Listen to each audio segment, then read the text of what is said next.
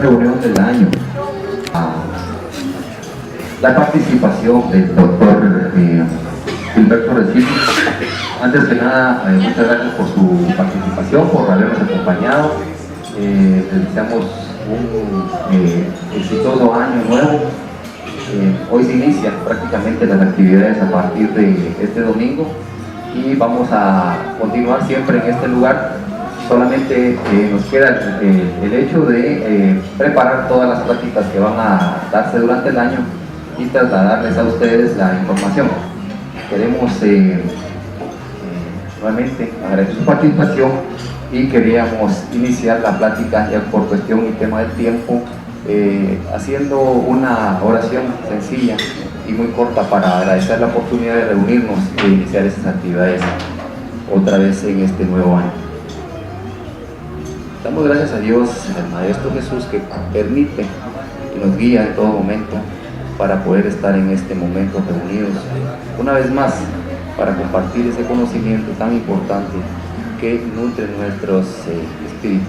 Agradecemos la oportunidad que tenemos de unos alimentos materiales y pedimos que también sea y se provea a todos aquellos hermanos que de alguna manera se encuentran sin las posibilidades de tener esa comida en su mesa. Agradecemos y pedimos también por aquellos de nuestros hermanos que están en hospitales desahuciados por la medicina, por aquellos que están en las calles olvidados y por aquellos que se encuentran en guerra, por los niños con hambre. Pedimos por todos ellos y agradecemos la oportunidad que nosotros tenemos esa bendición de estar reunidos y poder recibir esos alimentos materiales y obviamente ese alimento espiritual que vamos a compartir en este momento. Muchísimas gracias a todos, gracias a Dios y bienvenidos nuevamente. Claro, tengo voz de barítono, pero puedo usar el micrófono, así que no hay problema. Bueno, muy buenos días a todos. Realmente me siento feliz de que podamos estar juntos este día, porque es una oportunidad más para poder analizar lo que es nuestra existencia y sobre todo enfocarlo probablemente de una manera un poquito diferente a como lo enfoca la población general. ¿Por qué digo esto? Porque es muy importante, y ustedes no me dejarán mentir, cuando hay Navidad, cuando hay Año Nuevo, todos desean feliz Navidad y feliz Año Nuevo y ya estuvo. Cuando se dan cuenta, en la Navidad se dice que es una fiesta de familia, es conmemoración del nacimiento de Jesús. ¿Sí? Es secundario para mí si él nació el 24 de diciembre o el 25, no importa. Lo importante es la esencia. Y la esencia en Jesús, no sé si me ven bien así, ¿sí? Y la esencia en Jesús es básica, su evangelio. Alguna vez en la escuela me recuerdo que platicando con alguien me decía, mire, ¿qué pruebas hay que exista Jesús? Y empezamos un poquito de enfrascarnos en algo y le dije, mire, no importa si Jesús existió o no existió, materialmente hablando, pero nos dejó algo maravilloso que es su evangelio. El evangelio de Jesús para mí es una norma de conducta diaria que viene el espiritismo a enseñarnos o a simplificarnos la forma de hacerlo. Eso significa que no es para un día especial, es para todos los días. ¿Qué sucede en el Año Nuevo? El Año Nuevo lo que sucede es que hay fiestas en los hoteles, que alegre la pase, parranda, tragos, accidentes y muertos. ¿Sí? Eso es lo habitual. ¿Por qué no nosotros hacemos del Año Nuevo algo diferente? Y hacemos una reflexión personal y podemos cada uno de nosotros saber cuáles son nuestros errores, cuáles son nuestras debilidades, cuáles son nuestros defectos. Y entonces cada uno de nosotros poder decir, aquí encontré este punto débil, voy a trabajar sobre él para poder ser mejor. En un momento determinado, esto no es que choque, pero en un momento determinado puede ser diferente a lo que habitualmente se hace. Vengo, que tengas un feliz año, cuando abrazo a alguien. ¿Por qué no decirle, te deseo el mayor esfuerzo para que tus defectos los puedas modificar y seas mejor? ¿Ya? Que el ser humano comprenda que eso es parte de su trabajo no de lo que los demás hacen, sino es parte de su trabajo. Entonces ahí ya empieza la diferencia entre lo que es lo tradicional, usemos esa expresión, y lo que es la doctrina espírita en su concepto básico. Yo me recuerdo muy bien de don Genaro Bravo Rabanales, un maestro, que cuando hacía incorporación en estos momentos de Año Nuevo, él decía algo muy simple, que entre comillas aparece muchas veces, pero si nosotros no tenemos el concepto claro, es simplemente algo que va a pasar.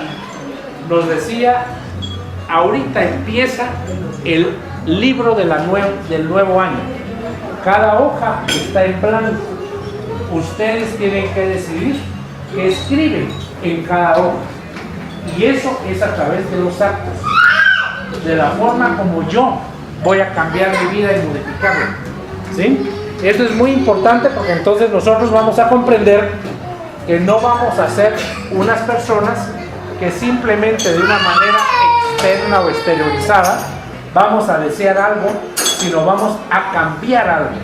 Y ese es el mensaje de la doctrina espírita. El mensaje de la doctrina espírita es modificarnos nosotros, cambiarnos nosotros, para cada día ser mejores. Jesús nos dejó la pauta, Jesús nos dejó el camino, nos enseñó. Nunca Jesús es el camino. Algunas religiones dicen que Jesús es el camino y si yo estoy en la religión X o Y, ya me salvé. No, no es posible. En cambio, si yo sigo el camino que Jesús me señala, sí puedo llegar a ser. Entonces la intención es invitarlos a que en estos días reflexionemos y en lo íntimo de cada uno sepamos qué problemas o defectos tenemos. Nadie más nos lo puede decir, solo nosotros. Y tengamos claro cuál de ellos es el que necesito modificar para ser mejor. En este sentido, hay algunas veces que alguien quiere modificar. Si yo tengo 100 defectos, los 100 defectos es imposible, es mi criterio. Yo tengo que afianzar 1 o 2 problemas, ser constante en esos problemas para poder cambiar mi conducta y mi forma de ser. ¿Sí? Eso es lo que debiéramos hacer. Y me permití traer una reflexión para que ustedes me acompañen.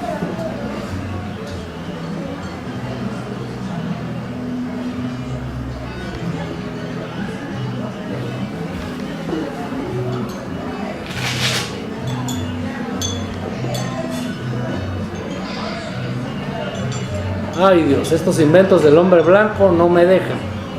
Y la persona que me hizo el favor de arreglármelo no me contesta, así que viene mi hija.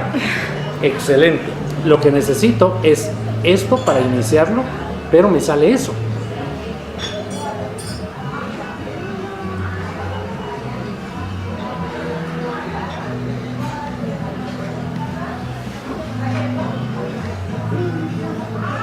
Ahí está. Gracias, Señor, por un año más de vida, el agradecimiento de nosotros. Gracias por los días de sol, por las tardes tranquilas, las noches oscuras. Gracias por la salud y por la enfermedad, por las penas y las alegrías. Gracias por todo lo que me prestaste y luego me pediste. Gracias, Señor, por la sonrisa amable y por la mano amiga, por el amor y por todo lo hermoso, por todo lo dulce, por las flores y las estrellas, por la existencia de los niños y de las almas buenas. Gracias por la soledad, por el trabajo, por las inquietudes, por las dificultades y las lágrimas, por todo lo que me acercó a ti. Gracias por haberme conservado la vida y por haberme dado techo, abrigo y sustento. Gracias, Señor. Gracias, Señor.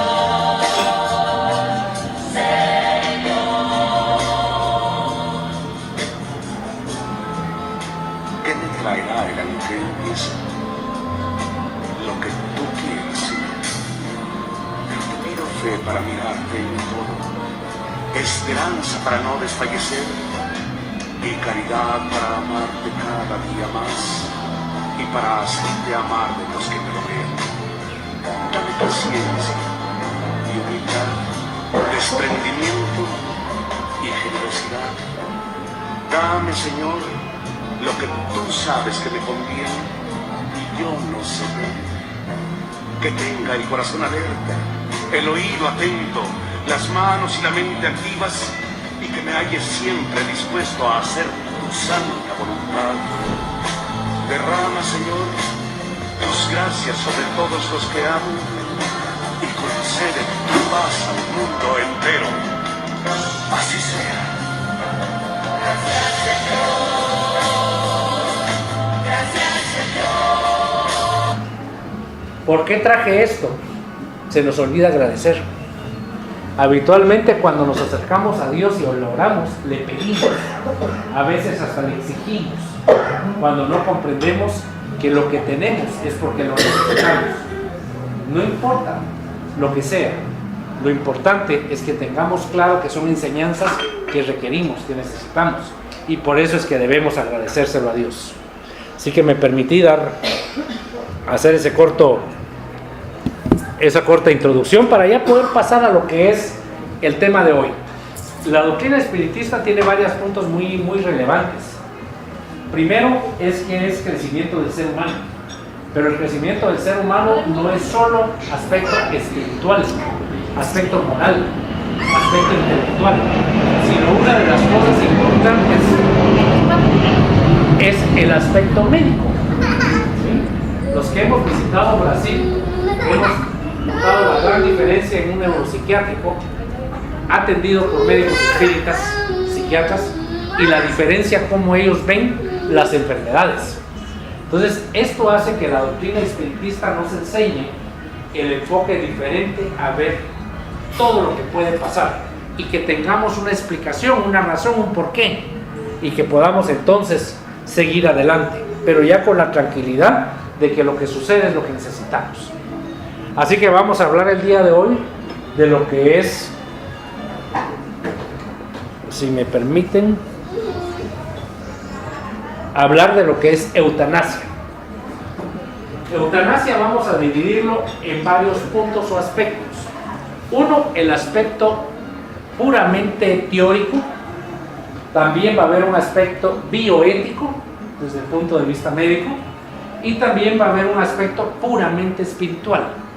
Entonces la intención es que nosotros tenemos un edificio donde los cimientos deben ser la moral, pero que ese edificio, para que funcione y trabaje bien, debe tener sincronizado, o si queremos llamarlo de otra manera, dentro de ese edificio tener todas las formas de una manera bien entendida para poder seguir con nuestros objetivos.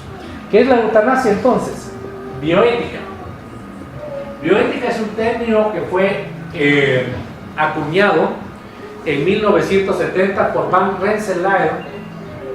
Esto no es más que la ética de la vida. ¿Sí? Cada vez más escuchamos que no hay ética. Él no tuvo ética. ¿Sí? ¿Pero por qué? Porque no cumple con algo tan simple, entre comillas, como es la ética de la vida. También se puede definir como la ciencia de la vida, porque la bioética es esa ciencia con la ética en la vida. Obviamente esto se ha modificado porque tenemos algo que se llama poder biotecnológico. Estuve hace unos días fuera de Guatemala y platicando con una persona, me comentaba y me preguntaba qué pensaba yo de la manipulación genética. Entonces le decía que para mí sí, pero no. Sí, porque va a ser algo necesario. Conforme el ser humano va cada vez a tener mayor opción de modificar su ser hacia el bien, pero no porque actualmente, como es la tecnología y como es todo el armado de lo que es ciencia y economía, de lo que es capitalismo, de lo que es marketing, lo que quieran, va a resultar que eso va a ser un negocio y va a ser algo que no va a ser apropiado, usado adecuadamente. Entonces por eso le dije sí, pero no. Todavía no tenemos esa madurez para poder llegar a ese punto. Esto, el ejemplo clásico que yo pongo siempre, es la energía nuclear. Energía nuclear se utiliza actualmente sin número de aspectos médicos, pero ¿cómo inició la energía nuclear? Con Hiroshima y Nagasaki. ¿Sí? Entonces, algo que sí teníamos, entre comillas, permiso para poder conocerlo, el mismo ser humano no pudo hacerlo de una manera correcta. Luego, expertos realizan laboratorios, por supuesto, pero ¿cuánto de esto no existe? ¿Cuántos laboratorios no son manipulados? ¿Y cuántas gentes no están dentro de este aspecto involucrados? Entonces, en sí, ¿qué es la bioética? Ya en una definición más completa. Es el estudio sistemático de la conducta humana en el ámbito de la ciencia, de la vida y la salud, a la luz de los principios morales. Esto es básico. Si nosotros tenemos estudio sistemático de la conducta humana, ciencia de la vida y salud y punto, eso no es bioética. Tiene que tener obligatoriamente el aspecto moral como uno de los puntos cardinales, si no, no es bioética. Ahora, esto significa que es interdisciplinaria, por supuesto. No solo el médico va a poder trabajar en esto, sino todas las áreas de la conducta humana deben estar involucradas. Por eso es que es interdisciplinario e intercultural. Comento por qué. Uno de los datos básicos, o uno de los puntos claves del espiritismo es el respeto. El respeto a todas las formas de pensar, religiones, culturas. No tenemos el derecho de obligar a alguien a cambiar su forma de ser y pensar. No podemos hacerlo. Lo que tenemos que hacer es el respeto intercultural. Algo que me pareció muy interesante ahora que estuve en un crucero en el lago de Mazatlán fue que estuve con la religión del Islam y platicando con ellos, porque ya cuando uno tiene estos conocimientos, pues ya le interesa saber cómo piensan los demás. Respecto a la eutanasia, me decían que ellos no están de acuerdo con la eutanasia. Cuando le pregunté por qué, porque Dios no quiere que eso suceda y las decisiones de Dios son totalmente respetables. Me pareció muy interesante porque la explicación de ellos era una explicación totalmente obligada a través de un aspecto cultural religioso. Eso es bien interesante. Entonces, por eso es que nosotros también tenemos que tener la interculturalidad como parte de este proceso.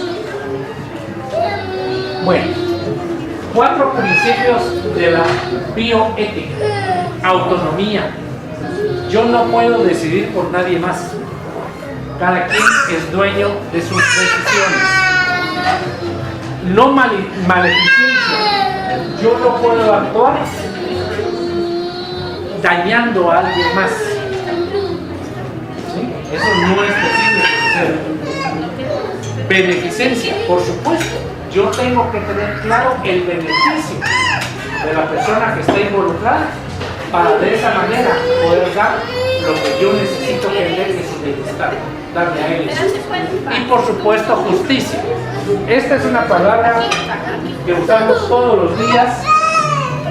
Es una palabra que es muy difícil de definir exactamente, porque lo que es justicia para mí puede ser que no sea justicia para alguien más.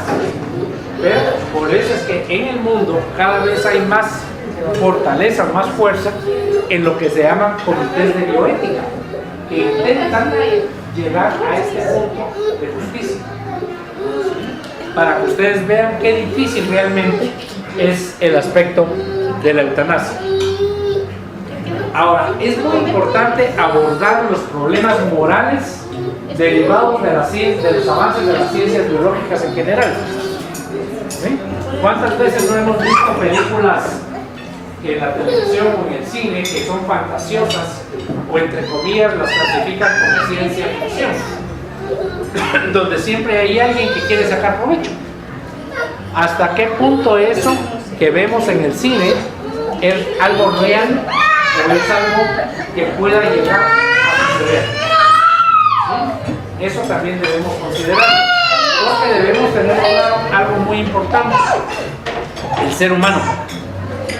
Yo siempre digo que el ser humano, nosotros no podemos hacer que el ser humano sea como yo quiero. No se puede. Yo tengo que aceptar que el ser humano es como es. Yo tengo que respetar el nivel evolutivo de ese ser humano, yo tengo que respetar su punto de vista, tengo que respetar sus decisiones, aunque no las comparta. Pero la doctrina espiritista, dentro de lo que se basa, es el respeto. Y eso es inquebrantable.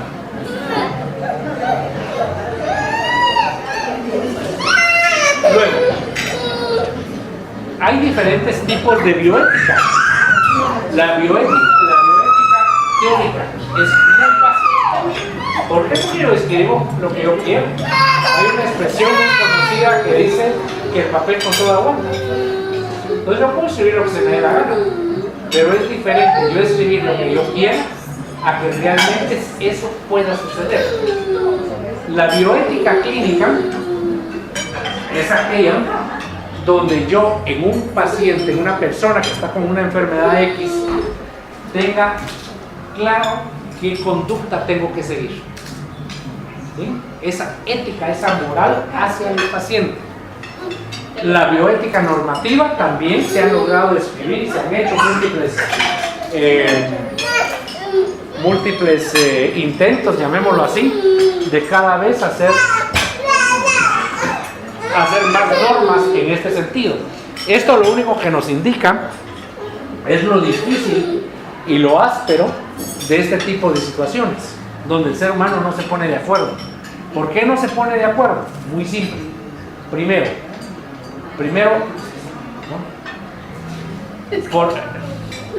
Primero porque es algo que lleva algo trascendental, la vida.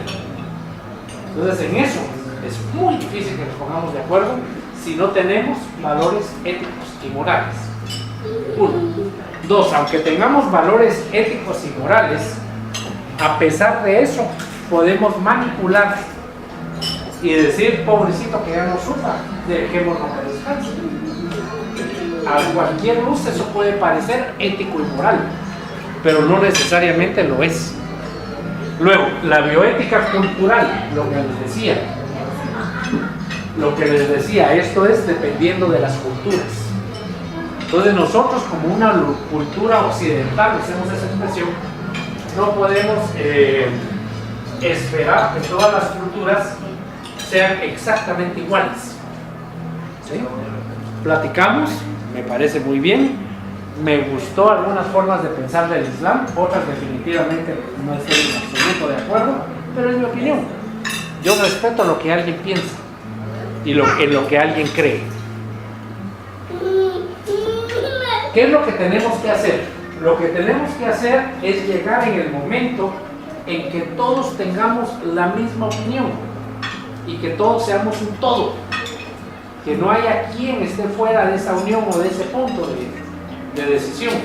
Eso es lo interesante e importante, y es lo que habitualmente nos sucede. Esto me recuerda como cuando hay alguna decisión, entre comillas, crucial a nivel de cortes en el país y hay un voto razonado. El voto razonado no es más que decir, miren, no estoy de acuerdo por esto y esto, pero eso no debe aplicarse en este tipo de bioética. Aquí debe existir unanimidad, y eso es donde debemos tener claro que debemos trabajar. Entonces, ya después de platicar un poquito de lo que es bioética, pasamos a lo que es en sí la eutanasia.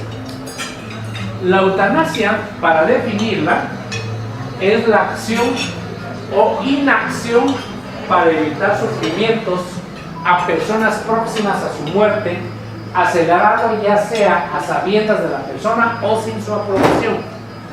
Vean cómo es lo interesante. ¿Qué significa? Imaginemos mi padre. Mi padre, un cáncer terminal, dolor extremo. ¿Qué tenía yo que hacer? Yo hubiera podido tomar la decisión de acortar su existencia para que no sufriera.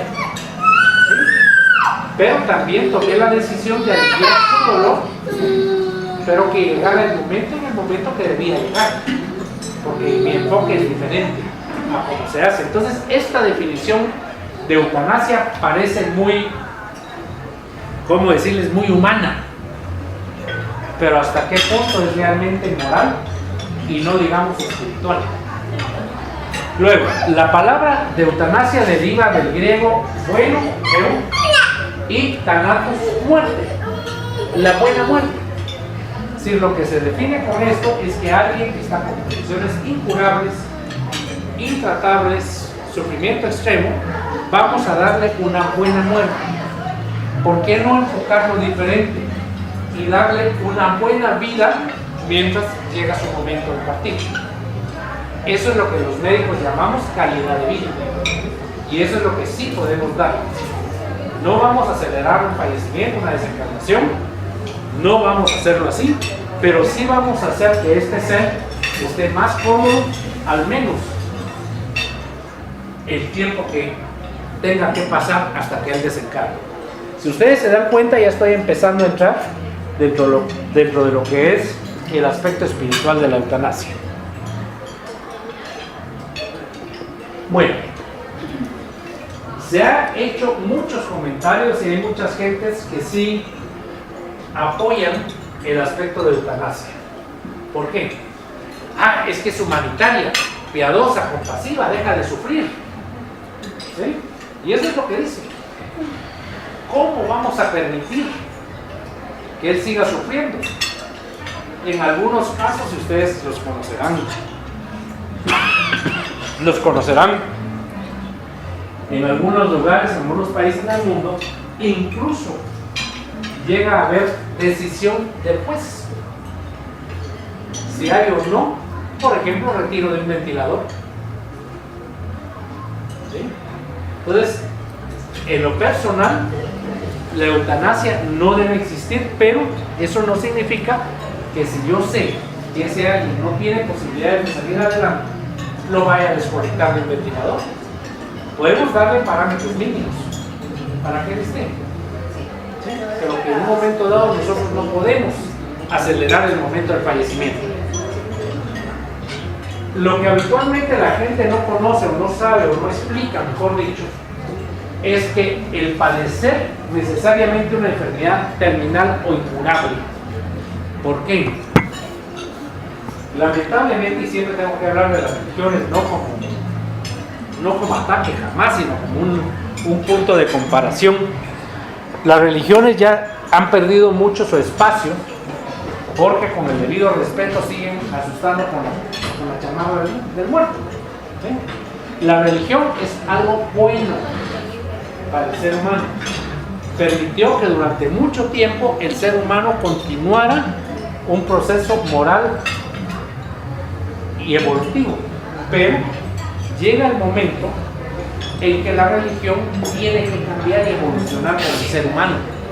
Si no lo hace, es como cuando nosotros somos niños y nos asustan diciendo que si no nos dormimos va a venir el cojo y nos robará, ¿no? En cambio, en lugar de eso, si ya cuando somos adultos no nos dicen el cojo viene y se te llevará, ¿no? Sino nos dan una explicación real, verdadera, de lo que es la vida y lo que es la relación en el mundo espiritual, obviamente sería diferente. ¿Por qué no pueden hacerlo las religiones? Muy simple. Simplemente se desplomaría. Imagínense ustedes, las religiones católicas, que es la clásica,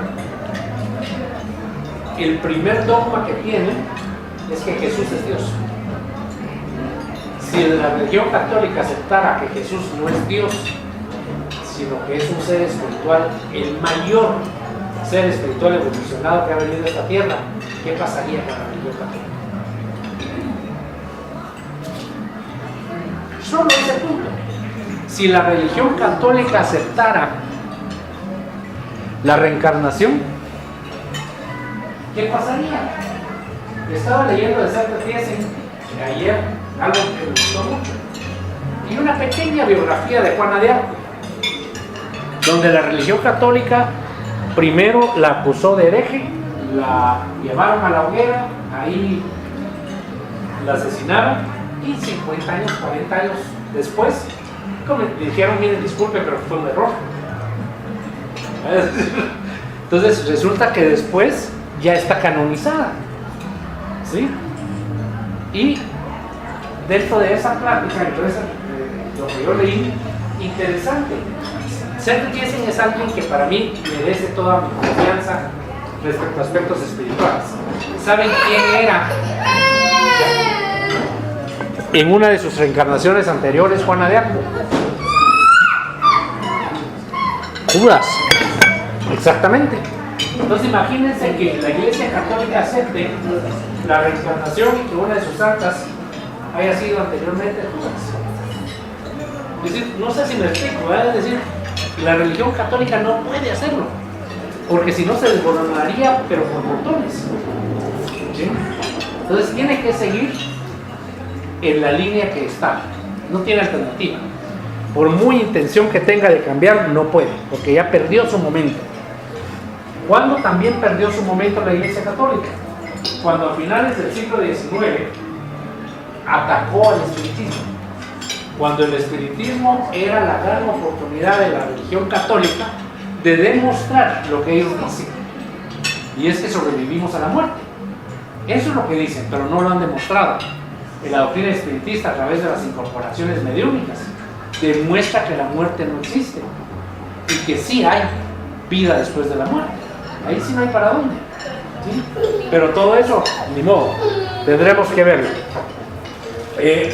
Ahora, contar expresamente con el consentimiento del enfermo, ni modo. Disculpe que a veces soy muy como diría yo, de una forma de expresarme muy, no sé, pero si yo estoy con un cáncer terminal, dolores extremos, no me puedo mover, sé que no hay cura, y alguien me dice, mira, si querés te podemos que ya no vivas, porque no va a haber diferencia entre hoy y 2 o 3 semanas. Ah, por favor, todos vivíamos Ese cambio está sufriendo, ¿no? Claro, pero ¿por qué? Y doña Rosita lo dijo muy claro, a cambio de estar sufriendo. Materialmente. Por supuesto, pero ellos no tienen el concepto espiritual. Y eso es lo que nosotros tenemos que llegar cada día más, sin obligar a que la gente conozca. Por ejemplo, un hermano ahorita me estaba comentando de una señora que padeció varios cánceres, sobrevivientes del cáncer. Vino, yo di una plática de cáncer y espiritualidad y se fue muy tranquila. ¿Por qué? Porque comprendió la razón de sus problemas. Y eso es lo que nosotros debemos hacer. Ahora, la eutanasia puede ser directa o indirecta. ¿Cuándo es directa? Cuando yo actúo. Es decir, imaginemos a alguien está muy enfermo, débil, lo que ustedes quieran, y yo le administro con toda la mega intención de matarlo un medicamento que lo va a matar. La inyección letal, ¿qué es? Eso es un castigo. No, pero dejémoslo eso. En sí, ¿qué utilizan en la inyección letal? No. Potasio. Cloruro de potasio. Una dosis tan alta que para el corazón. Eso es la inyección letal. Entonces imagínense una persona que yo que diga, bueno, vamos a tener que acelerar su muerte y le administro cloruro de potasio a unas dosis elevadas, ahí queda, falleció. Así de claro. Entonces, o también cuando omito tratamiento. ¿Sí? Yo sé que necesita seguir con el ventilador para poder estar vivo. Le quito el ventilador y entonces omití tratamiento y eso es eutanasia. Por eso es que se llama por acción y omisión. Abstención terapéutica y suspensión terapéutica. La misma línea. Yo sé que él necesita XY medicamento para que su organismo esté estable, entre comillas. No lo hago. Yo sé que este medicamento necesita para que él siga estando en esas condiciones. Se lo quito. ¿Sí? Entonces, el mensaje mío en este momento es que la eutanasia no es solamente que yo tome una acción directa sobre el paciente y que yo acelere el proceso de fallecimiento. No solo es eso. ¿Sí? Ahora, Lo importante es esto que yo resalté. Ya no hay posibilidades de que pueda salir adelante y que sobreviva, no hay ninguna.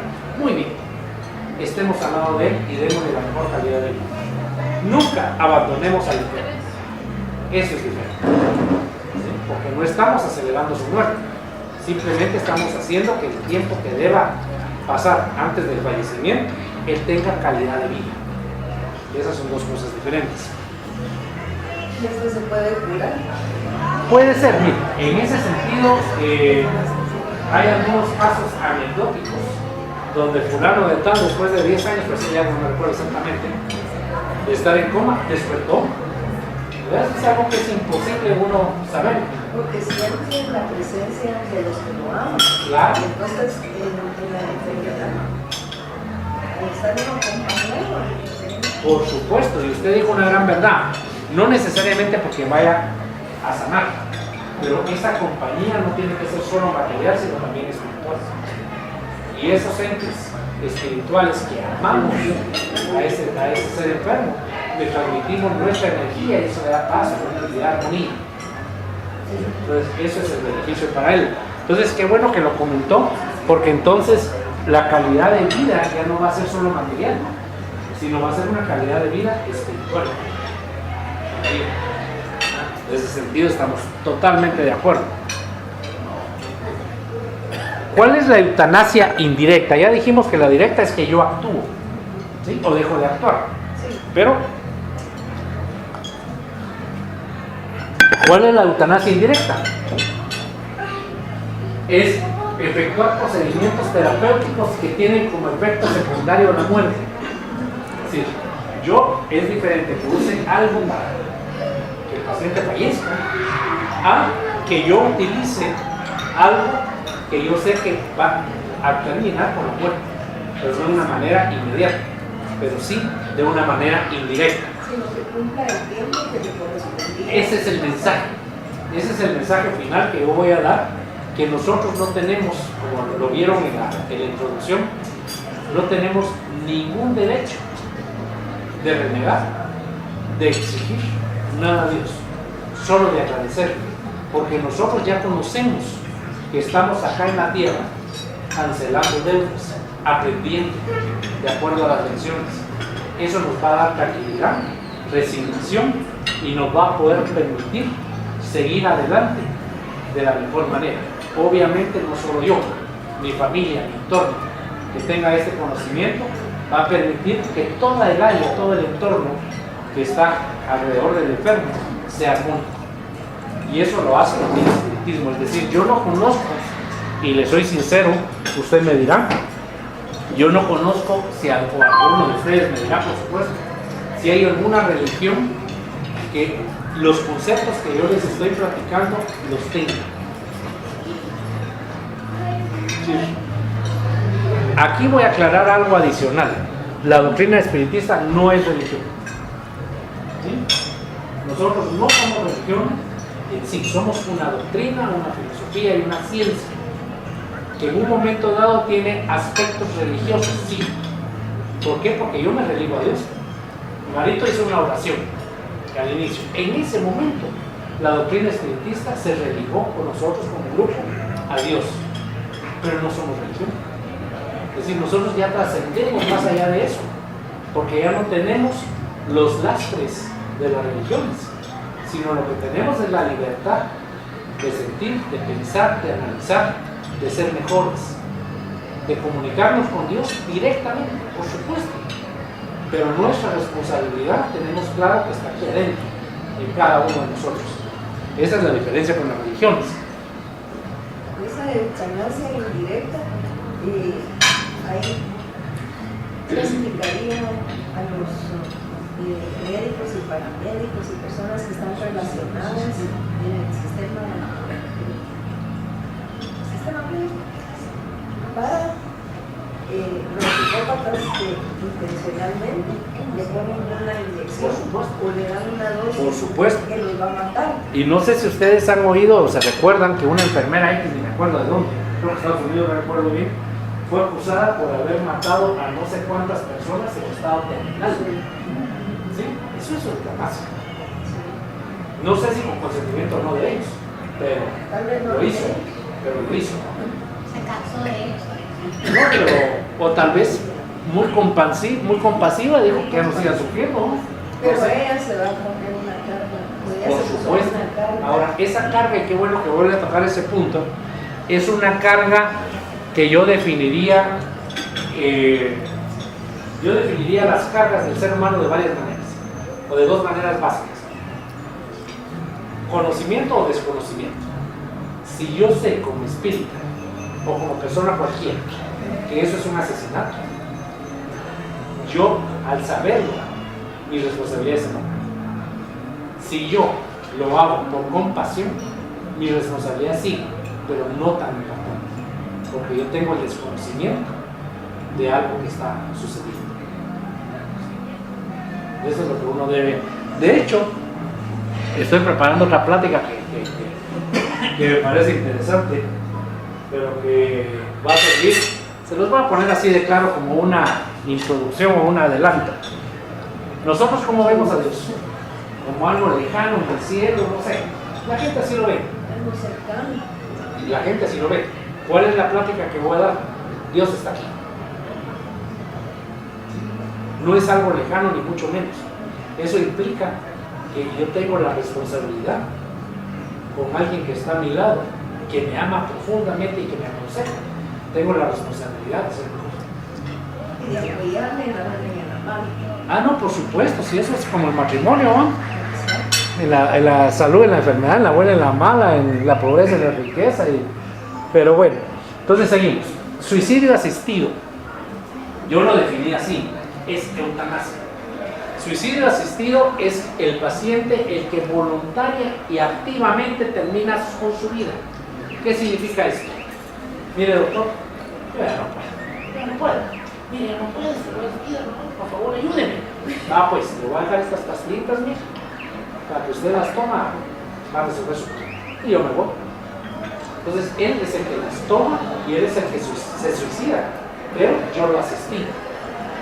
Por eso es que es un suicidio asistido. Capotanasia. Capotanasia, que hasta su nombre es feo, ¿sí? No es más que la eutanasia que se impone sin consentimiento del afectado. ¿Se recuerdan cuando iniciamos la plática que comentábamos que había que tener respeto hacia la autonomía de la persona? Eso quiere decir que alguien que está en condiciones que no puede emitir opinión, la familia viene y dice, mire, desconecta. Y el otro ni en cuenta. La decisión fue tomada por alguien más.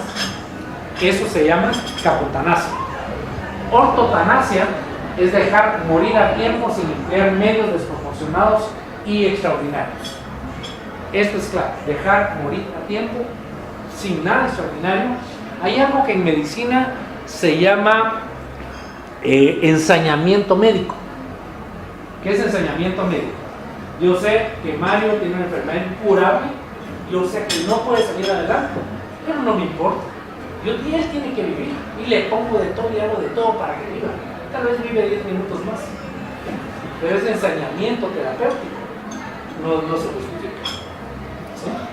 Puede ser que usted me diga, mire cómo sabe que alguien vivió con honor. Todo ser humano necesita vivir con honor y algo de honor tiene en su vida. Yo me recuerdo cuando estaba haciendo mi especialidad afuera de Guatemala, uno acá en el hospital donde yo me entrené en intensivo, era aquello de que tengo 10 pacientes y los 10 los entrego vivos, no importa lo que haga. Y al día siguiente yo llegaba a las 8 de la mañana y a las 8:15 se morían 2. Pero yo los entregué vivos. No, eso no es posible, si no es competencia, el ser humano no es competencia. ¿Sí? Entonces yo cuando llegué a entrenarme, me llegó un paciente sumamente grave y le puse todas las ondas que usted se imagine y todo lo que necesitaba hacer. Cuando entregué el turno, después de entregar el turno, me llama el jefe del departamento y me dice, mire Gilberto, deje morir con honor a quien vivió con honor. Porque ahí yo hice yo lo que hice fue una actitud de esa ensañamiento. Mucho porque ahora yo ya sé, aunque en ese momento no era espiritista, yo ya sé que también todo en la vida tiene un final, y ese Luego, distanasia.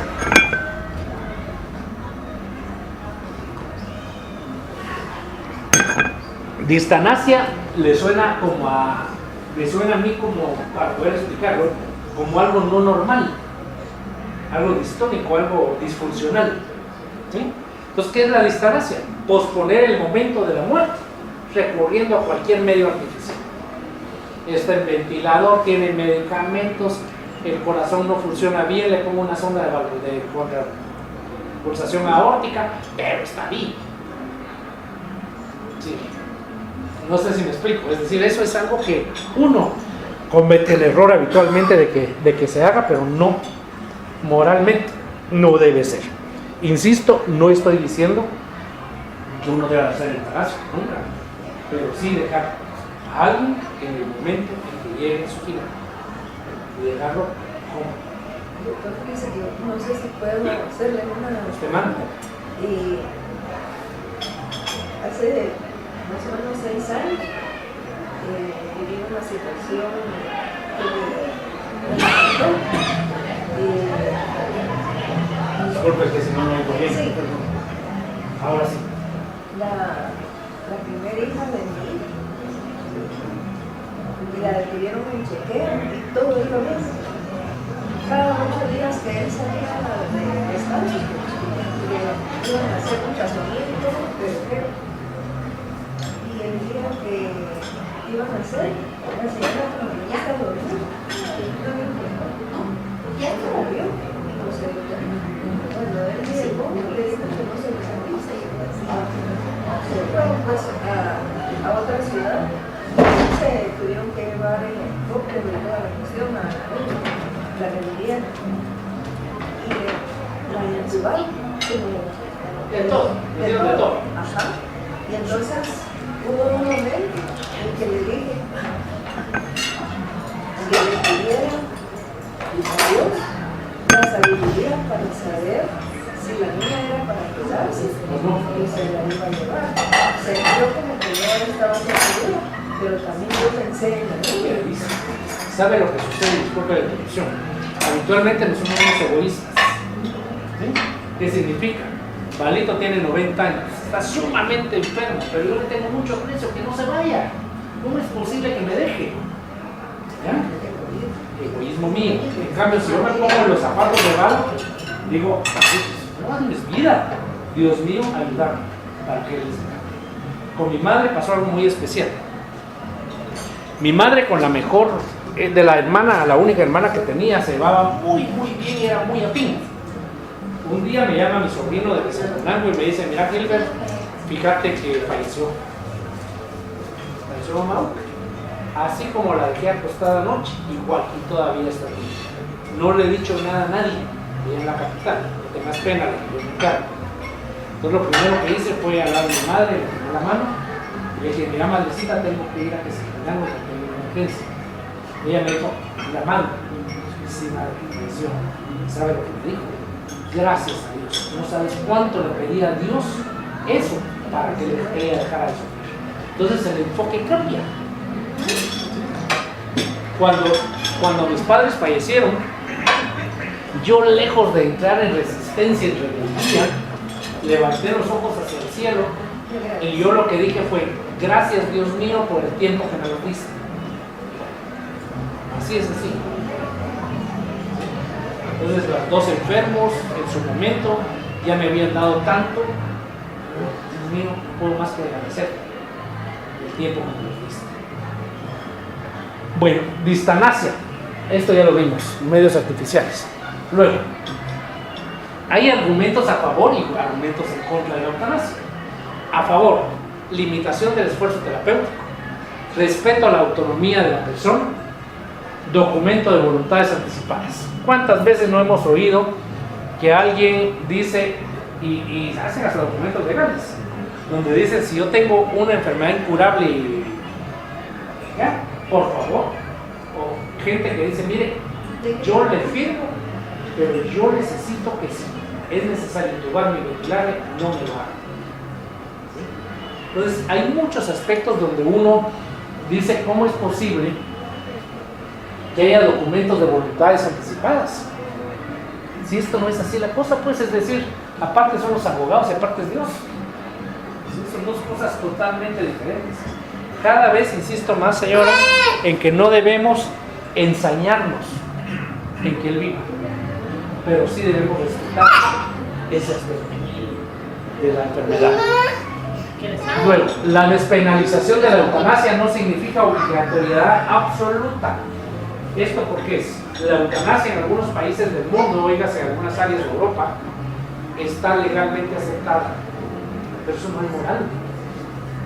¿Sí? El hecho que esté despenalizado no quiere decir que yo tenga por qué hacerlo.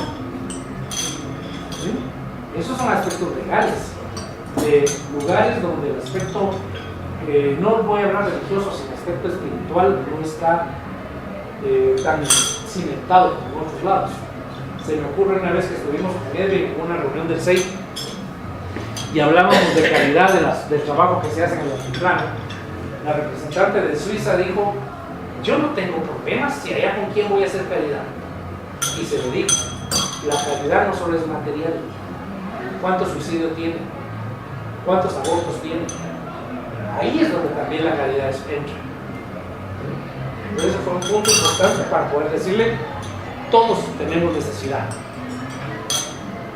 Entonces la sociedad moderna basa su ordenamiento jurídico en la protección de los derechos humanos. ¿Y hasta qué punto se menciona que el derecho humano es que ella no sufra?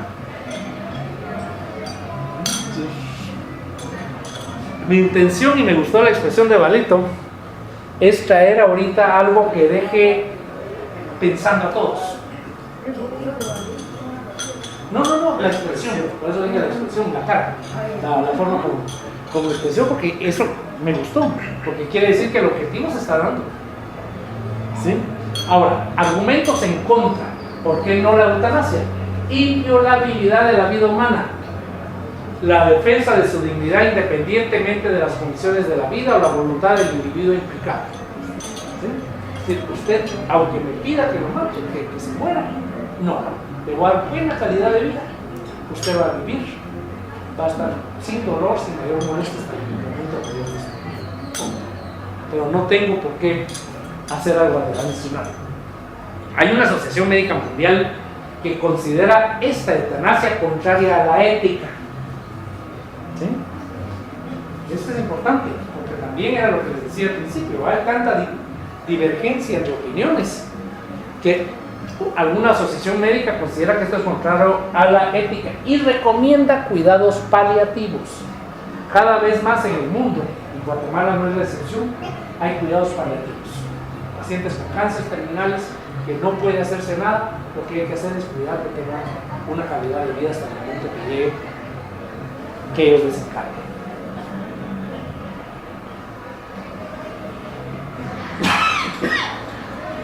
Tenemos obligación, porque esto sí estamos de acuerdo, en respetar el deseo del paciente de dejar que el proceso natural de la muerte siga su curso en la fase terminal de su enfermedad. Les aseguro, espero que sí sea, que el día que cualquiera de nosotros tenga un problema serio de salud terminal, digamos: por favor, acompáñenme con sus oraciones, estén conmigo, quiero sentirlo cerca de mí, pero por favor permitan que este proceso siga su curso. Entonces, no es fácil, porque eventualmente qué rico dejar de sufrir, ¿no? Pero eso, como decía la visita, eso espiritualmente no se debe dar, o no se da, mejor dicho. Ahora, esto es una foto de un acto quirúrgico que puede ser parte del ensañamiento terapéutico con un paciente. Hay algo que en medicina nosotros llamamos muy claro, y es criterio. Criterio médico es cuando saberás que algo se debe hacer o cuando no debe hacerse. Ambos son criterios. Entonces yo tengo que tener eso claro. ¿Sí? Ahora, ya vamos a pasar a lo que es la visión espírita, de la doctrina espírita, de cómo vemos la eutanasia. No hay dignidad de vida. Nosotros tenemos la obligación de no interferir en el proceso. dar cuidados paliativos y por supuesto que esté cómodo, que usted quiera, pero no interferir. Liberar el sufrimiento, por supuesto, pero no a través de eutanasia, sino a través de un final digno. ¿Sí? Y eso es diferente, no lo vamos a dejar abandonado, sino es alguien que va a tener todo nuestro cariño de la familia, el aprecio, el cuidado, todo lo que se necesite. El bien del paciente, por supuesto, porque espiritualmente eso significa que él va a estar mejor. Y por supuesto, el trabajo de la sociedad. Puede haber muchas críticas. Miren, ¿qué se dice? Miren, el caso es terminal y no hay Dios, haga algo para que deje de sufrir. No. Yo tengo que darle lo mejor para que él esté cómodo hasta el momento que Dios decida. Porque aquí hay algo bien interesante, solo termino este punto y doy la palabra, por supuesto. Cuando alguien dice, es que yo quiero tal cosa, del cuadro como militar, le hago el saludo militar y le digo, yo pensé que Dios mandaba y no sé. ¿Qué me iba a decir? En ese momento también hay una adoración. Por supuesto. Yo me recuerdo cuando mi papá estaba a punto de desencarnar, nosotros nos reuníamos como familia y estábamos todos platicando a veces y él todavía así en voz bajita nos llamaba. Ayúdeme con la oración primero y después la... ¿Sabe lo que sucede? El Espíritu sabe lo que sucede. El Espíritu sabe en esos momentos qué es lo que va a pasar muy cerca. Entonces la oración es el mejor argumento que puede uno tener para aliviar las penas. Cuando le digo argumentos, porque a mí no me gusta usar arma, eso es violencia. Entonces mucha gente dice que es el mejor arma el mejor argumento para poder ayudar a alguien en la oración. Yo así lo veo y su papá lo dijo claramente. Eso era lo que necesitaba. No necesitaba tanto hablar entre ustedes, necesitaba que sentir el bálsamo de la oración para estar en paz. Eso era lo que... Sí, señor. Por ejemplo, doctor, si alguien le diagnostica cáncer y se opone a la quimioterapia, ¿eso es parte de la eutanasia? No, porque eso es algo de decisión de ella personal. Es decir, eutanasia es decir, mire, yo tengo cáncer. Ya me hicieron de todo, quimioterapia, radioterapia, inmunoterapia, todo lo que quieran, y no funcionó. Este cáncer ya no tiene cura. Tengo dolores, estoy físicamente consumido muy mal, por favor ayúdeme a que no siga sufriendo. Eso sí se puede hacer. Pero eso que usted menciona es una decisión personal. ¿Y por qué lo comento de esta manera? Es algo que cada persona tiene que tener en sí mismo y decir, depende de cómo lo vea. Esto es algo que yo necesito seguir adelante. Voy a poner de mi parte para poder lograr salir adelante. Ahora, si yo digo no, asumo la responsabilidad de evitar una posible curación o al menos hacer lo que yo tengo que hacer para mejorar, para estar un poco mejor. Por eso era lo que le decía, cuando alguien dice así, me cuadro y le pongo la salud militar y digo, yo pienso que mandar a Dios, porque el que manda es Dios. Nosotros tenemos que tener muy claro ese concepto. Libertad es responsabilidad. ¿Sí? Cuando alguien dice, toma alguna decisión, yo siempre digo, ese es libre albedrío. Pero libre albedrío significa yo asumo la responsabilidad de mis decisiones. Incluso libertinaje, que algunas veces hay alguien que haya dicho que libertinaje no tiene responsabilidad, no es cierto. Mis actos, aunque sean libertinos, asumo la responsabilidad de lo que hice.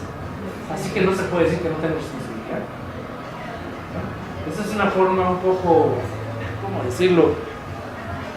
Irresponsable de Si quiere decirlo así, decir, mire, yo como hago lo que se me da la gana y esto no es responsabilidad mía, nada.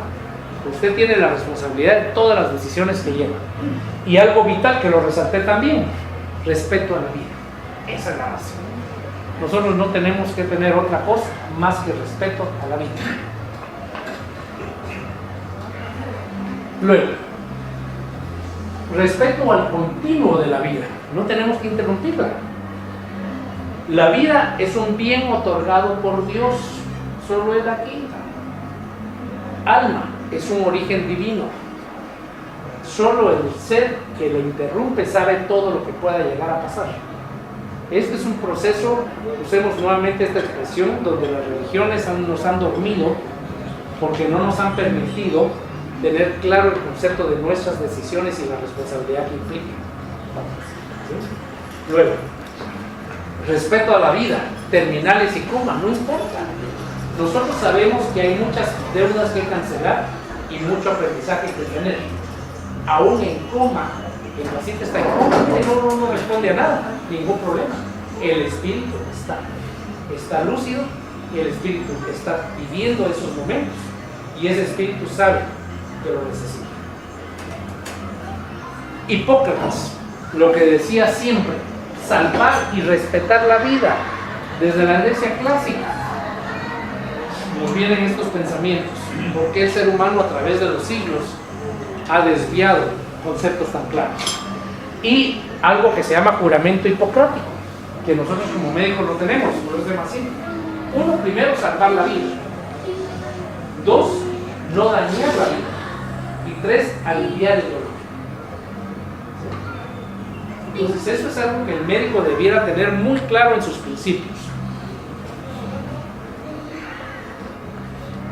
Causar deliberadamente la muerte para mí es un homicidio, porque yo deliberadamente voy a quitarle la vida a alguien. ¿Sí? Puede parecer un poquito grosera la expresión, pero es la verdad, yo maté a alguien. Por eso es que cuando hubo hace algunos años algo de una inyección letal, hubo médicos que se negaron a administrarla. ¿Por qué? Porque sabían que era un homicidio. Estaban en todo su derecho. Va a tener enormes repercusiones periespirituales. Recordemos que el ser humano está formado de cuerpo, espíritu, pero también tiene un perispíritu. El perispíritu es el que lleva todas las huellas que nosotros le hemos dado al alma, pues, ¿verdad? Entonces, esas huellas, aunque haya sido no intencional, que yo no pedí la eutanasia, pero lo administran en mí, yo llego al mundo espiritual y veo que mi tarea, que era seguir en ese estado de coma, no se cumplió, tengo que regresar. Entonces, por eso les digo cómo es importante tener esto de claro. La muerte debe ser natural, no hay otra. Algo tan simple como eso. No tenemos, adornémoslo como querramos, no tenemos derecho a que la muerte no sea natural. Y nadie tiene derecho a la eutanasia. Nadie. Ese es el concepto espiritual nuestro. Obviamente la gente no lo comparte, pero nosotros ya sabemos por qué. Y nosotros no lo vamos a hacer ni permitir. Sino que esté en nuestras manos evitarlo. La larga enfermedad es bendición desconocida entre los hombres. ¿Sí? Dios mío, ¿por qué tengo esta enfermedad? Como que Dios tuviera la culpa. Porque no tienen el conocimiento de por qué necesitamos esas pruebas. Preparatoria del alma hacia la gran liberación. No evitemos que eso suceda, sino nosotros también te asumimos responsabilidad. Agonía prolongada es bien para el alma, porque aprende, entiende, comprende, analiza, ve que ya va mejor, que todo lo que tenía que pasar está sucediendo. Y por eso puse hace algunos momentos que el único que tiene el poder sobre la vida y la muerte es Dios, nadie más. El ser humano, para nada. Así que necesitamos sabiduría y amor en el corazón, por supuesto. No solo amor, sabiduría, porque seríamos los responsables de poder realizar un acto totalmente reñido con las leyes de Dios. La vida es un bien otorgado por Dios, lo que decía hace unos momentos, y es un bien indisponible. ¿Qué significa esto? Nosotros no tenemos derecho a disponer de la vida. Estamos aquí en un proceso evolutivo doloroso, pero necesario. Entonces, cuando lo comprendemos, nuestra vida cambia, se modifica porque ya lo vemos de otra manera, no lo vemos como habitualmente se ve. Ser que desencarna, no pensamos su situación tras la muerte. ¿Por qué? Volvemos al aspecto religioso. Todos los que fallecen se van a la presencia del Señor. Entonces dice uno, ¿para qué ser bueno? ¿Por qué no voy a ser malo si a todo el mundo me voy para allá? Pero no es lógico. Entonces nosotros tenemos que tener claro cuál es nuestra situación después de la muerte. Espiritualmente sería una auténtica condena por lo que dejamos de recibir, por lo que dejamos de cancelar y atender. Anticipar la muerte o abreviar la vida es un mal que no tenemos ningún derecho a hacer y mucho menos que nos lo hagan. La enfermedad es un desafío para el ser humano, demostrando su voluntad de vencer el mal y su gratitud a Dios por la oportunidad de reencarnar, mejorar y evolucionar. Resaltado, reencarnar, mejorar y evolucionar. En el pensamiento, en el mensaje que les puse al inicio, todo fue agradecer a Dios. Entonces tenemos que agradecer a Dios hasta nuestras penas, nuestras enfermedades, porque son necesarias para nosotros. No ser rebeldes ni renegar de Dios ni cosa por el estilo. Ahora se dan cuenta por qué nosotros como espiritistas tenemos una visión diferente. No es la visión habitual. La pregunta 953 del libro de los espíritus, que es nuestro libro base. Cuando una persona tiene ante sí una muerte inevitable y terrible, ¿es culpable por abreviar en algunos instantes sus sufrimientos para muerte voluntaria? Esto es eutanasia. Nos dice, siempre hay culpabilidad por no esperar el término fijado por Dios. Por otra parte, hay seguridad que ese término haya llegado, como pregunta, a pesar de las apariencias y no puede recibirse en el último momento un socorro inesperado. Lo que decía la señora. Puede pasar mucho tiempo y de repente mejoró. Lo que pasó, por ejemplo, con mi esposa, con uno de sus hijos. La habían desahuciado. Y siguió adelante y él está ahí totalmente bien. Entonces nunca hay que perder la fe en Dios y tener claro que Él, lo que Él decide, es lo que nosotros debemos hacer.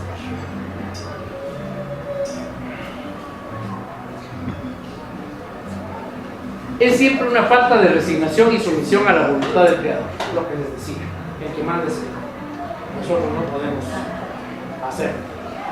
Consecuencia, una expiación proporcionada a la gravedad de la falta, según las circunstancias. Responsabilidad. No solo yo mismo me suicido, digámoslo así, sino también quien me apoya, quien me ayuda o quien lo hace. Todos tenemos responsabilidad, de acuerdo al grado de las circunstancias, pero responsabilidad existe. Ahí no hay alternativa. Doctor, ¿Sí? fíjese que en estos días presentaron casos de abandono de pacientes en el hospital Roosevelt. ¿Sí? Entonces yo me digo, ellos sí están purificando. Porque Ahora, imagínense- sí y no. ¿no? Le explico por qué. ¿Quién es el responsable de ese abandono de pacientes en el mundo? Y que no haya recursos. No, abandonado por las familias. Ah, ok. ¿Quién es el responsable de abandonarlos? La familia. Claro. Claro, la familia. Porque yo tengo que estar al lado de quien amo. Recuérdense que las relaciones de familia son muy especiales. Porque incluso en la Biblia, Jesús en el Nuevo Testamento dijo, amarás a tu enemigo. ¿Cuál es la forma de amar a mi enemigo? Nuestros hijos. No sabemos. Porque a los hijos los amamos. A veces sí, a veces no, tenemos preferencias, sí, no. Pero ¿por qué se matan entre padres e hijos? ¿Por qué se matan entre hermanos? Porque son rencillas que vienen de antes. Y otra cosa que quería comentar, que no sé si van a confirmar, pero yo, el poco que he leído de Papa Francisco, él habla de que venimos a aprender. Claro, es que miren, la doctrina espírita y la religión católica están teniendo algunos puntos cosméticos de encaje, digámoslo así. ¿Sí?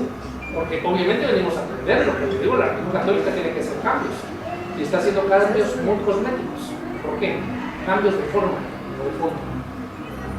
De fondo, Jesús no es Dios. De fondo, la reencarnación existe. De fondo, José y María fueron un matrimonio feliz, que tuvieron relaciones sexuales normales y de los cuales nació una descendencia. Cuando lo hiciera eso la Iglesia Católica, Dios, Entonces lo que está haciendo, por supuesto, son aspectos suavecitos. Bueno, por algo se empieza porque... Por supuesto, porque ya se están dando cuenta que si no hacen cambio se mueren. Se vienen al suelo. Ya se están dando cuenta de eso. Ahora yo no sé hasta qué punto vaya a ser realmente suficiente los cambios que están haciendo. ¿Por qué la religión católica en el mundo está perdiendo tantos adeptos y la evangélica tiene más? Porque no tiene tantos ritos, ceremonias, santos y toda la cosa, ¿sí? Sino es una religión, entre comillas, más viva, la evangélica. Obviamente sigue teniendo limitaciones serias. Muy serio. Claro, fanatismos y cosas por el estilo. Pero entonces por eso nosotros lo que tenemos que hacer es trabajar en la doctrina espírita y no verla como religión, porque no lo es, uno, y dos, que no haya confrontación, porque eso es lo menos que debemos tener. Yo creo que, por ejemplo, la religión evangélica, lo que veo y he experimentado en carne propia es de que se desintegran las familias, porque cada quien agarra para su secta. Claro, mire lo que está pasando. Jesús no vino a fundar religiones. Jesús vino a predicar a todo el mundo. Las religiones los fundaron los seres humanos. Y cada quien quiere tener en su pedazo del pastel la razón y la verdad absoluta. La verdad absoluta es trascender religiones y decir, amar a Dios sobre todas las cosas y que somos a mí mismo. Ahí está. Entonces usted misma está diciendo lo que sucede en las religiones. Cada quien sigue con las limitaciones y los defectos humanos que hacen que esto no lo logre. Bueno, seguimos. ¿Sí? Póngale, cuando así un paciente lo están operando y se queda, ahí desencarna. No, pero es que hay algo importante. ¿Es una operación necesaria? Sí. ¿Es de alto riesgo? Sí. Voy a hacerla porque es la alternativa única que tiene. Pero yo no estoy facilitando que él desencarne, sino durante el proceso él desencarnó. Pero yo tuve la intención de ayudarlo, de salvarlo, nunca de destruirlo. Sí, es porque ahí eso no es eutanasia.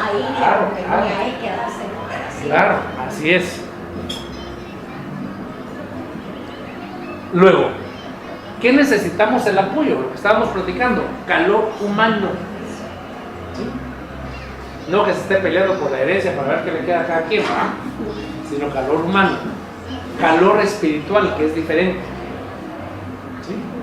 No importa lo que hagan, si quieren rezar, si quieren orar, no importa. Lo importante es sentir que sea sincero, del fondo del corazón, por beneficio de ese ser. Y aparte de eso, no solo una persona, familia y amigos. Yo al menos en el hospital, cuando hay alguien que ya no tiene posibilidades de salir adelante, tenemos lo que se llama egreso consensuado. ¿Qué significa esto? Mira, Marito, fíjate que... No tanto eso, porque si no le digo a mi Rosita para que no se sienta así. Miren, fíjese que Marito ya lo conoce. En el hospital las energías espirituales son sumamente groseras, de dolor. ¿Por qué no lo lleva a casa? Ahí va a ver amistad, va a hacer energías positivas, va a sentirse justo, y dele todo lo que necesita. Eso es un egreso consensuado. ¿Por qué? Porque Rosita y yo estamos de acuerdo que no importa, pero es que en un momento dado yo le puedo decir a Mari, mira Marito, fíjate que te vamos a dar egreso, porque no tenemos más que hacer. Aquí la limitante es que para los pacientes salen, la atención no es la mejor, tu familia no puede estar contigo. Yo creo que lo mejor es que se casa con ustedes. Y eso es lo que habitualmente no hacemos, porque habitualmente lo que nosotros hacemos es que casi que lo llevamos al hospital para que ahí se muera. Pues. Eso no debe ser. El concepto nuestro debe ser diferente. Y algo muy importante que también resalté, obediencia a Dios. No importa, obediencia a Dios. Eso es vital. Así que como conclusión, no a la eutanasia. Ya puse los puntos de por qué nosotros como espiritistas no estamos de acuerdo con la eutanasia. Después de explicar diferentes teorías y aspectos humanos, usemos esa expresión, pero nosotros como espíritas no estamos de acuerdo con la eutanasia. Así de claro. sí con el bien morir, que es llegar a tener una calidad de vida mientras el momento llegue. No abandono. Así que eso es lo que tenía hoy. Les agradezco su atención y espero que el mensaje sea muy claro.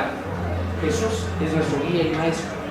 Él nos enseña el camino. No dijo yo soy el camino, sino Él nos dice este es el camino. Sigan para llegar al Padre. Eso es lo que debemos tener. Por supuesto.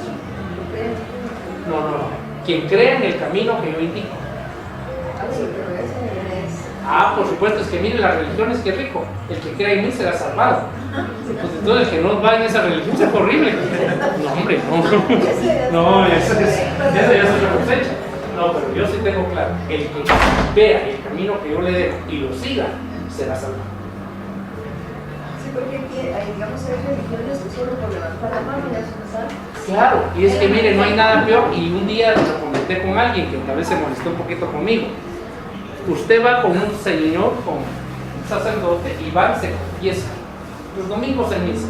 Eso le permite tener 8 días más de pecados o de errores, porque ya la salvaron, pues. Y el daño que usted provocó, el dolor que usted provocó, ¿qué pasó con eso? Ahí viene otra parte, que por ejemplo, en los lógicos anónimos dice reparar el daño hasta donde sea posible. Por supuesto. ¿Verdad? Entonces, eso está bonito, porque quiere decir que la persona debe estar consciente si hizo daño, pero póngale que hay quienes le hacen bullying a una persona. También porque la persona tiene una posición social o una persona que tiene, digamos, un grado académico más alto que ellos. Entonces, en lugar de apoyarse y sacar provecho, ¿verdad? Enriqueciéndose con lo que la persona sabe, lo que hacen es boicotearle, haciendo el bullying. Mira, véanlo de esta manera. Jesús cobraba por las curaciones y por todos sus mensajes. ¿Quién fue Francisco de Asís? Francisco de Asís era el de Juan, perdón, el hermano Jesús. Antes la religión católica tenía solo 2 mandatos, no sé cómo llamarlo, votos. Uno era de castidad, que es antinatural, y otro es de obediencia. Francisco de Asís vino en extrema pobreza y puso el tercer voto de pobreza. Intentó cambiar. Ahora, ¿qué sucede? Lo que usted me está diciendo es lo que hace el ser humano. ¿Por qué? Porque sus objetivos son humanos, son sociales. ¿Qué es lo que más es útil? ¿La mano que alimenta o la boca que ora? ¿Qué es lo que más vale? ¿Al de los dos? Yo no puedo pasar en una iglesia todos los días de la semana ya. No.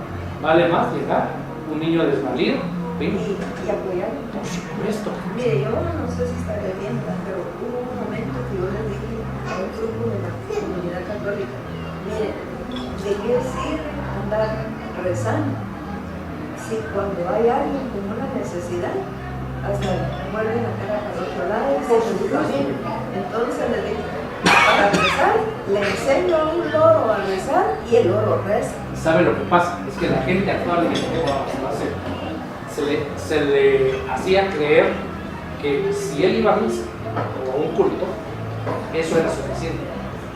¿Sí? Que las acciones no eran importantes. Actualmente sabemos o se sabe que hechos son amores y no buenas razones. ¿Sí? Entonces yo lo que hago, yo no voy a una iglesia. Yo antes no asisto a la escuela espírita, pero cada día trato de ser mejor. ¿Sí? Entonces no importa. Para mí cada vez que atiendo a un paciente es mi oración. Yo no necesito estar en un lugar a esperar. ¿No? Yo hago 2 oraciones al día. Una cuando me levanto para pedirle a Dios todo su amor. Y otra cuando me acuesto para agradecerle el día. 2 oraciones.